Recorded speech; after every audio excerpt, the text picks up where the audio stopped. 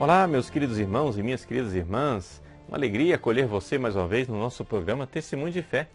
Aqui quem fala é o Padre Paulo Ricardo e nós iniciamos mais uma vez a nossa reflexão semanal a respeito da Palavra de Deus e das riquezas que a Igreja nos propõe na sua liturgia. Nesse domingo, nós iniciamos com grande alegria mais um ano litúrgico. Vocês sabem que o ano litúrgico é diferente do ano civil. O ano civil começa no dia 1º de janeiro. A Igreja, porém, inicia o ano litúrgico se preparando para o Natal. Então, 4 semanas antes do Natal, nós começamos o tempo do Advento, um tempo de preparação para a vinda do Senhor, para a visita de nosso Senhor Jesus Cristo, que nós celebramos no Natal. Veja, o típico do Advento é exatamente esta realidade, ou seja, a palavra Advento, ela tem uma dupla conotação.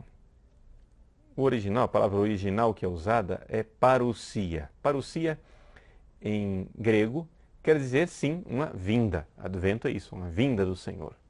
Mas, ao mesmo tempo, quer dizer também uma presença. E por que é que eu insisto nisso? Parece uma curiosidade literária somente. Mas isso é importante porque nós, cristãos, não somos judeus. Os judeus, eles ainda estão esperando a vinda do Messias. Ou seja, eles ainda estão vivendo um tempo que é de pura expectação, de pura espera. E esperança, evidente, mas não existe uma presença. Enquanto para nós, cristãos, nós sabemos que ele já veio. Ele já veio na carne, não é? Na humildade da manjedoura de Belém. Sabemos também que ele virá na glória, no fim dos tempos, quando então ele irá instaurar, né, o reino dos céus. Mas entre estas duas vindas, a vinda na carne e a vinda na glória, existe uma terceira vinda, a vinda na graça. Ou seja, o fato de que constantemente, todos os dias, diariamente, e não somente diariamente, várias vezes por dia, o Senhor nos visita na sua graça. É Deus, é o próprio Jesus quem nos visita com a sua graça, porque é Ele quem nos sustenta nos nossos gestos de amor, nas nossas virtudes, nas coisas boas que nós fazemos. Ou seja, sem Ele, nós nada podemos. Então, é interessante nós nos darmos conta, né, desta dinâmica que os teólogos costumam chamar de já e ainda não. Ou seja, já está presente, Deus está presente na sua graça, no nosso dia a dia, mas Ele ainda não está totalmente presente como estará quando nós entrarmos na glória do reino dos céus. Seja como for, a atitude do cristão diante da vinda de Deus é uma atitude de vigilância, de estar atento, de tomar cuidado. E é exatamente esta ideia que nós encontramos no Evangelho desse domingo. O Evangelho do domingo é de São Marcos, capítulo 13, versículos de 33 a 37.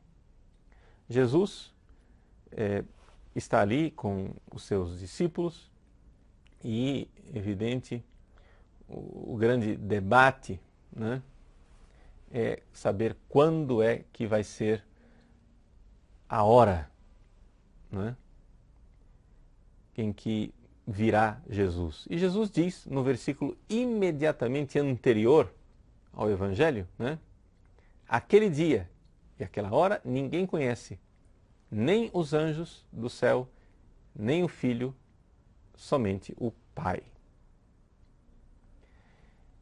Então, aqui a primeira ideia que Jesus quer nos transmitir nesse Evangelho é exatamente essa nossa ignorância.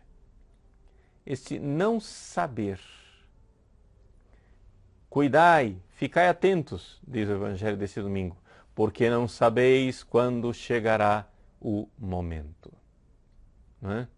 Não sabeis quando chegará o momento. É interessante que aqui Jesus nos coloca alerta, numa virtude, a virtude da vigilância, né? E um pouco no centro desse evangelho está exatamente essa realidade da vigilância. Gregoreite, né? Vigiai. A palavra Gregorios em grego quer dizer exatamente isso, uma pessoa que é vigilante. Todo cristão deve ser um Gregório, né? Todo cristão deve ser um vigia, um vigilante, um atalaia, alguém que sabe realmente que deve estar atento. O vigia, ele vive numa constante tensão, porque ele não sabe quando virá o ladrão, né? Ele não sabe, então qualquer pequeno barulho, né? Qualquer luzinha que aparece, movimento estranho, ele está atento, né? Ele está, digamos assim, na ponta dos pés, numa tensão típica. E isso é típico do cristianismo, ou seja, estarmos atentos para Deus que nos visita, né? Para a visita de Deus e a visita da graça que acontece nesse tempo do Advento, tempo do Natal. No Evangelho desse domingo, versículo 33, que é o primeiro versículo, o versículo que eu citei para vocês, dizendo que estai atentos, não sabeis, né? Este não saber que Jesus nos diz, não sabeis quando chegará o momento. No original grego, a palavra momento é kairos. O koida tegar pote ho kairos estin.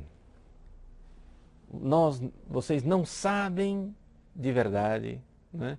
Tem uma enfática, gar. Vocês realmente não sabem quando será o kairos. E a palavra kairos, que quer dizer tempo, tem tudo a ver com o Advento. Por quê? Porque é um tempo qualitativamente superior, é um tempo diferente do tempo normal, do Cronos, né? É o tempo em que as coisas acontecem. Para usar uma comparação, você entender o que quer dizer kairos, né? É o tempo das frutas maduras. Por exemplo, lá no Mato Grosso, onde eu moro, nós estamos agora no tempo das mangas. É o kairos das mangas. Desde agosto nós vimos lá a floração, as mangueiras floridas, etc. Depois vieram aqueles mangotes, aqueles pequenos frutinhos verdinhos. E, bom, acontece que o tempo passou e agora chegou o tempo da madurez. Chegou o tempo da colheita, o tempo que está maduro, o tempo oportuno. Então Jesus pede que nós fiquemos atentos, porque o tempo oportuno é agora. O tempo da visita de Deus é agora na nossa vida. Isso é muito importante. Mas gostaria de recordar alguns aspectos também das leituras deste domingo, que nesses tempos fortes, as leituras são escolhidas como um todo, assim, cada uma delas lembra um aspecto importante, um aspecto diferente do tempo litúrgico que está sendo celebrado. O Evangelho, como eu disse, nos fala da vigilância, né? Estar atento para esse kairos. A primeira leitura, que é tirada de Isaías capítulo 63 e Isaías capítulo 64, nos fala de conversão, mas a abordagem que Isaías faz da conversão é um pouco diferente, é muito interessante. Eu gostaria de chamar a atenção sobre isso, porque me alimentou espiritualmente, eu acho que é importante para vocês também. Que é o seguinte, é evidente que o tempo do Advento é um tempo de conversão, né? O tempo oportuno da graça de Deus que vem para nos converter. Mas se nós colocássemos toda a ênfase somente em nós, dissesse assim, olha, te vira nego, você tem que se converter, é Advento, você vai ter que ficar santo agora no prazo de 4 semanas. Pronto.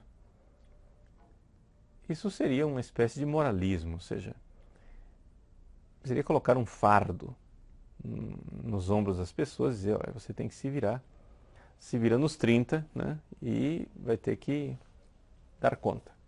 Só que o profeta Isaías, ele apresenta as coisas de uma forma diferente. Bom, primeiro gostaria de lembrar que nós estamos aqui falando do Trito Isaías, ou seja, o livro do profeta Isaías é dividido em 3 partes. Uma parte antes do exílio, é o Proto-Isaías, uma parte durante o exílio, que é o Deutero-Isaías, que ele consola o povo exilado, e o terceiro Isaías, o Trito Isaías, é já o Isaías que fala do retorno, não é? Bom, nesse contexto, ele inicia assim: Senhor, Tu és nosso Pai, nosso Redentor, eterno é o Teu nome. Veja, é uma profissão de fé. A profissão de fé é quem diz, não, Deus é Pai, Ele cuida de nós. Mas depois, o profeta se vê perplexo com o fato de que o povo se perdeu, o povo traiu Deus, depois foi punido, foi para a Babilônia. E diante dessa traição toda do povo, o profeta perplexo pergunta: como nos deixaste andar longe de teus caminhos e endureceste nossos corações para não termos o teu temor? A perplexidade, como nós terminamos assim tão longe de Deus? Bom, aí vem então a súplica, o pedido. Por amor de teus servos, das tribos de tua herança, volta atrás. É a súplica, que Deus tenha compaixão de nós e se volte para nós. É interessante notarmos que essa palavra volta atrás, não é? A palavra que está no original hebraico é shuv. E shuv quer dizer converter. Voltar atrás quer dizer voltar para o caminho. A mesma palavra, não é? Que no Antigo Testamento, no hebraico, se usa para exortar ao povo que converta-se, que se converta, que volte para o caminho, aqui é maravilhosamente usada para Deus. Assim, é evidente que não é esse o significado, mas é como se o profeta estivesse pedindo para Deus se converter. É evidente que não é isso que ele está dizendo, mas isto nos mostra um aspecto da conversão que é muito interessante. Não somos nós, sozinhos, com nossas próprias forças, que devemos gerar a conversão. É Deus que volta. Porque exatamente a ideia do exílio, se nós formos ver os profetas, principalmente o profeta Ezequiel, os profetas foram lá e disseram para o povo: olha, vocês se convertam, vocês mudem de vida, vocês confiem em Deus, vocês ficam aí fazendo aliança com o Egito. Isso é uma bobagem. Vocês ficam confiando na carne, ficam confiando nos seres humanos. Vocês têm que confiar no Senhor Deus. Pois bem. Aí o que aconteceu? O que acontece é que o povo não quis saber, continuaram fazendo aliança com o Egito. E Deus, escreve o profeta Ezequiel, vendo que o povo não se dava conta de que devia confiar em Deus, Deus então retira a sua glória do templo e vai embora. E enquanto a glória se retira do templo e vai indo embora, já no horizonte aparecem, né, os babilônios, aparece o exército da Babilônia para levar o povo para o exílio. E essa é a ideia, ou seja, nós com a nossa cabeça dura, com o nosso coração, né, duro, nós nos voltamos contra Deus e o abandonamos. Nós deixamos a fonte de água viva para cavar cisternas rachadas. Nós deixamos a casa do pai e, como filhos pródigos, saímos por aí. Pois bem, Deus respeitou a nossa vontade. E assim como Ele respeitou a nossa vontade e nos deixou, agora vem o nosso pedido: volta atrás. Chuv. Voltar atrás. Essa realidade de Deus, né, mais uma vez, do alto dos céus, retorna para nós. E o profeta, então, continua a sua reflexão dizendo isso. Versículo 19. Ah, se rompesses os céus e descesses, as montanhas se desmanchariam diante de ti. E aí, mais para frente, já no capítulo 64, né, isto que no 63 era um pedido, no 64 é uma constatação. Desceste, pois, e as montanhas se derreteram diante de ti. Nunca se ouviu dizer, nem chegou aos ouvidos de ninguém, jamais olhos viram que um Deus, exceto tu, tenha feito tanto pelos que nele esperam. Gente, que coisa linda. Deus fez tanto por nós. Deus fez tanto por nós. E aqui que nós, então, enxergamos, né, um complemento disso, dessa pérola preciosa, que é a primeira leitura, na segunda leitura, que é da primeira carta de São Paulo aos Coríntios. São as primeiras frases da carta aos Coríntios, né? Inclusive, o versículo 3 é usado na missa como uma das saudações possíveis para o início da missa, né? Graça e paz da parte de Deus, nosso Pai, e do Senhor Jesus Cristo. Ele está saudando o povo de Corinto. Aí depois que ele fez a saudação, né, ele recorda da fé que esse povo tem na palavra de Deus, etc, etc, até que ele chega começa a falar do futuro. São os versículos 8 e 9. Ou seja, nós cremos na pregação do apóstolo, nós cremos no Evangelho, mas qual é o nosso futuro? Para o que é que nós somos chamados? Jesus Cristo vos dará perseverança em vosso procedimento irrepreensível até o fim, até o dia de nosso Senhor Jesus Cristo. Deus é fiel, por ele foste chamados à comunhão com seu Filho, Jesus Cristo, nosso Senhor. Quero comentar aqui, sobretudo, esta palavra. Deus é fiel.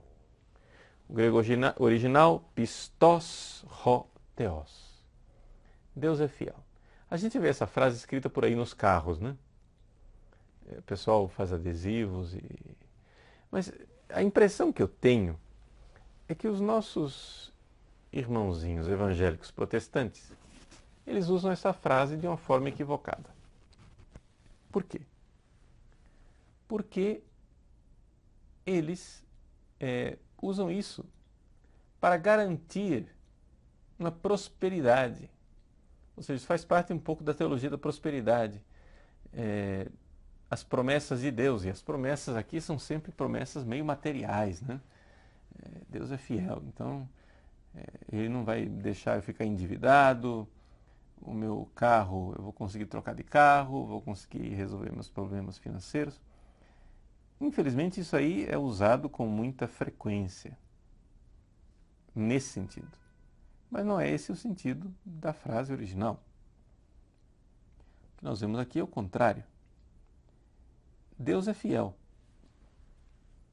E porque Ele é fiel, Ele vai garantir, com a sua graça, com a sua visita constante em nossa vida, que nós alcancemos a santidade. Ou seja, uma conduta irrepreensível. Não sei, eu tenho a impressão de que não muitos protestantes estão de acordo com essa ideia. Ou seja, infelizmente, nós temos que admitir que os nossos irmãozinhos protestantes, eles não admitem que nós possamos ser santos. Mas nós católicos, não somente cremos nisso, mas nós esperamos isso. Isso faz parte da nossa esperança para o tempo do Advento, para o tempo que nós celebramos agora. Deus é fiel, Ele não nos abandonará e Ele vai nos dar a conduta, vai nos dar um coração, né, de quem verdadeiramente ama. E aqui então eu gostaria de terminar amarrando, né, toda essa realidade com a súplica do Salmo 79, que é o Salmo que nós, toda quinta-feira, ele aparece no ofício em algum momento, às vezes aparece nas laudes, às vezes aparece na hora média, mas é o salmo que diz, que pede com muita confiança a Deus que Ele nos converta. Convertei-nos, Senhor Deus do Universo, sobre nós. Iluminai a vossa face, se voltardes para nós, seremos salvos. Eis aí, aqueles dois sentidos da palavra shuv, da palavra conversão. Davi pede a Deus, convertei-nos, Senhor. E ao mesmo tempo, se voltardes para nós, seremos salvos. Ou seja, nós nos voltamos para Deus e Deus se volta para nós. Quem que vem primeiro, o ovo ou a galinha? Bom, aqui na teologia nós sabemos com toda clareza quem vem primeiro é Deus. Nós não somos pelagianos, não existe possibilidade de nós produzirmos a santidade, de nós termos um comportamento irrepreensível, de nós mudarmos de vida, de nós nos convertermos, se Deus antes não nos visitar. Por isso, Ele vem. Ele vem, Ele nos dá a graça, e dando-nos a graça, Ele então nos dá a conduta perseverante, né, irrepreensível, a conduta realmente de quem pode ir para frente. O apóstolo Paulo, a tradução que se usa na segunda leitura, nossa tradução da CNBB, fala assim, Ele vos dará perseverança. Não é? No original da Bíblia não é bem a palavra perseverança, não. Ele nos dará firmeza, né? A palavra bebaiosei, ela tem a mesma origem etimológica de bases. Bases quer dizer pé, quer dizer, como dizem os mineiros, né? Tem base não. Quando um negócio não tem muita firmeza, né? Os mineiros dizem, esse negócio aí tem base não. Então, muito bem. Nós temos base sim, né? Ou seja, Ele nos dará perseverança. Nós temos a graça. Essa é a nossa base. Essa é a nossa base. Essa é a nossa firmeza. Ele vem. Então, estejamos atentos. Meus irmãos, a mensagem que eu quero transmitir nesse primeiro domingo do Advento é uma mensagem de grande esperança. A esperança de que nós podemos sim amar Deus. É isso que Ele quer de nós. Ele quer a nossa conversão. Esse é o Kairos. Esse é o tempo oportuno. Esse é o tempo de colhermos os frutos maduros e o fruto maduro do amor. É agora. Ele nos amou. Precisamos amar de volta. Só que este amor que nós daremos de volta a Ele só é possível se nós estivermos abertos à sua visita. Por isso, convertei-nos, Senhor Deus do Universo, sobre nós iluminai a vossa face. Se voltardes para nós, seremos salvos. Abençoe o Deus Todo-Poderoso, Pai, Filho e Espírito Santo. Amém.